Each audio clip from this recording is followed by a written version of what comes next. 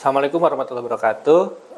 Ketemu lagi dengan saya Wahyu Niar Pamungkas, salah satu dosen di Prodi Pariwisata Bahari. Untuk materi kali ini kita akan membahas mengenai industri pariwisata. Baik, sebagaimana kita ketahui bahwa kontribusi sektor pariwisata itu sangat besar. Di sini misalkan bahwa sektor pariwisata sudah berhasil menyumbang 2,4 juta dolar gitu. Kemudian sektor pariwisata dikatakan merupakan sektor yang paling cepat berkembang di dunia. Baik, alasannya apa sih mengapa si sektor pariwisata ini bisa berkembang dengan sangat cepat, kemudian mampu memberikan kontribusi ekonomi yang besar? Nah, ini tidak terlepas dari karakteristik di industri pariwisata ini seperti apa. Yang pertama, di sini aktivitas pariwisata ini melintasi beberapa sektor ekonomi konvensional. Jadi uniknya di sini. Jadi misalkan ketika kita melakukan bepergian, berarti kita menggunakan sarana transportasi, atau misalkan kita melalui jasa perusahaan transportasi, berarti kita melewati sektor transportasi. Kemudian ketika misalkan mengunjungi suatu daerah, katakanlah misalkan daerah itu daerah agrowisata, nah berarti kita meliputi atau melintasi sektor apa? Sektor agroindustri seperti itu. Kemudian sektor-sektor lainnya. Kemudian yang kedua, keunikannya industri pariwisata memerlukan input ekonomi, sosial, budaya, dan lingkungan secara alam, ya seperti itu. Kemudian di sini selanjutnya yaitu tidak memiliki fungsi produksi secara formal. Jadi ketika kita kaitkan dengan proses produksi secara sederhana, atau misalkan sistem produksi sederhana di mana ada input kemudian diproses menjadi sebuah output, tetapi di industri pariwisata tidak ada itu semua. Jadi tidak ada fungsi produksi secara formal.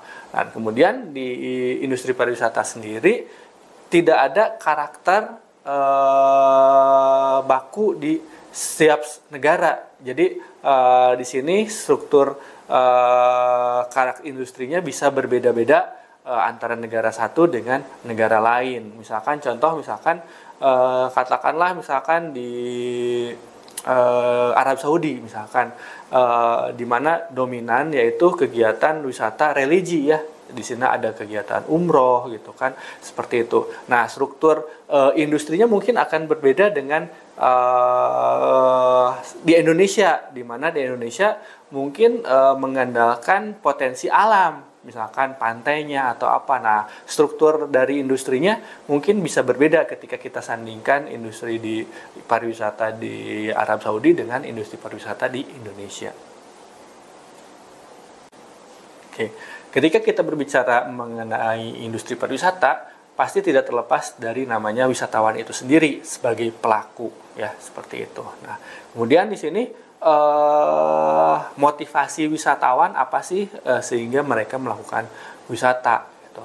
Yang pertama yaitu bisa motivasi fisik, kemudian motivasi budaya, kemudian motivasi personal, ataupun bahkan motivasi prestis dan status seperti itu. Dan si motivasi ini bisa berjalan sendiri-sendiri, atau misalkan satu orang wisatawan mungkin memiliki beberapa motivasi gitu kan, yang bisa menarik dia untuk mengunjungi suatu tempat. Misalkan katakanlah nanti tahun 2024 ada Olimpiade di Paris. Nah, mungkin alasan seseorang melakukan perjalanan wisata ke Paris tadi misalkan untuk berpartisipasi di dalam sebuah kegiatan olahraga gitu. Nah, tetapi bisa juga ada motivasi lain di balik itu. Misalkan dia sudah berhasil menonton Olimpiade di Paris, mungkin prestisnya atau sosial statusnya akan sedikit meningkat gitu yang dia rasakan, seperti itu. Fungsi utama dari industri pariwisata adalah untuk melayani para wisatawan, ya, to serve traveler. Kemudian kesuksesannya tergantung kepada hubungan positif, gitu kan, dari semua sektor, gitu. Berarti di sini kita harapkan adanya sinergi gitu kan antara wisatawan dan para service provider di dalam semua industri pariwisata yang akan menciptakan pengalaman dan kenyamanan bagi si pasangan turis-turis tersebut. Baik, sektor utama dari industri pariwisata atau pariwisata di sini ada 4, yaitu yang pertama sektor transportasi, gitu ya.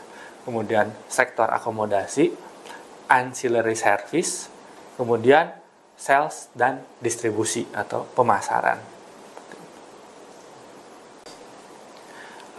Baik, berikut saya kutip dari kajian kepariwisataan yang dilakukan oleh tim Universitas Indonesia.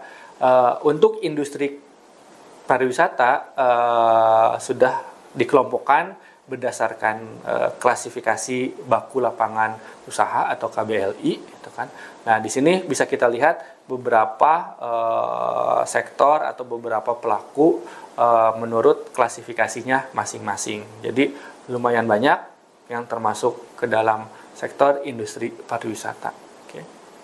Baik, saya cukupkan sekian mengenai industri pariwisata. Sampai ketemu lagi dengan saya di materi selanjutnya. Wassalamualaikum warahmatullahi wabarakatuh.